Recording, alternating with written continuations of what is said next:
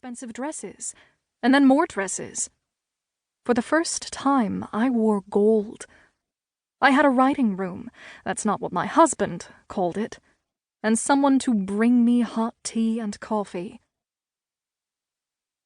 It's not only that my husband believed women couldn't write, it's that he didn't believe I could. My coming up in the world was in marrying him and in my new clothes and jewelry. It's true, I did want everything he gave me, but I will die if I can't write, and then I will have wasted my life. I see myself then, a figure in the street, walking to the museum, to look out from my window and see myself like that, moving in and out of experience. But here is my own body, and my own chair. Here are my wrists. Sitting at my desk, I feel loving toward my wrists. I've made them do too much. The click-clack of shoes, and Antoinette appeared, the hallway dark behind her. "I was in the gallery with the armor," she said, "and I thought I heard something, but I always think that. It's awful in there. I usually hear things coming from the vents. I don't like when it's my turn to clean it. Help me here and then we'll do that room together." Antoinette dusted, barely, while I finished my mopping. "My dress is ugly," she said, sighing, looking at herself in the large windows. I don't think she ever looked at the art. "No one's here to see you. When I walk home, they'll see it. Then you'll be wearing your coat. You'll be covered up." She started to dust again, then stopped. "We shouldn't have to wear ugly things." The truth was that sometimes, if it wasn't freezing, I didn't even wear my coat in winter. I was so ashamed of it. But I didn't say this to Antoinette. I didn't want to give her ideas, wrong ones. There were people who had no coat at all, who instead had to pile on shirts and sweaters. "I want a husband," she said again, out of nowhere.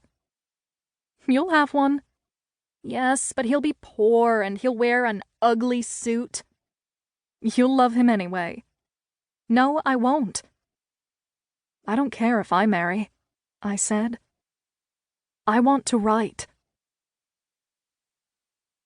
When we finished our cleaning, we went out into the evening, and it was a relief to be done with work and going wherever we chose. Antoinette didn't have the same freedoms I did. She lived with her family still, but she walked with me for a while. Out on the street, we were both different. I felt connected to something around us, something good, though I don't know if I could say or even describe what that was. I could sense it all the same. I could sense an interaction. In the buildings, and in Antoinette, her shoulder to her hand, even in her face. The back of her head as she looked out at the city. The front and back of my own head, too. At a corner, we stopped to watch a puppet show. There were young mothers with their children, and the puppets were colorful animals. More colorful than real animals would be. A bright mouse, a golden cat coming after it. "I like the mouse," I said, though I wasn't a child. "I wish my brother were here," Antoinette said. "He'd like it too." "How old is your brother?" 6. To be 6.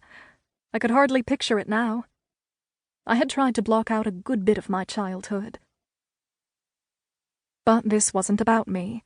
It was about Antoinette's young brother.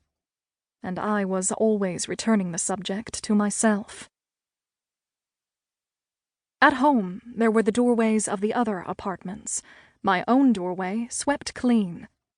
A song was in my mind, one I had heard in a shop I had gone into. I didn't know why it was accompanying me. A young woman had begun to play it right when I walked in, a cheerful harpsichord. Or was it melancholy? Maybe it is unbelievable, but I liked where I lived.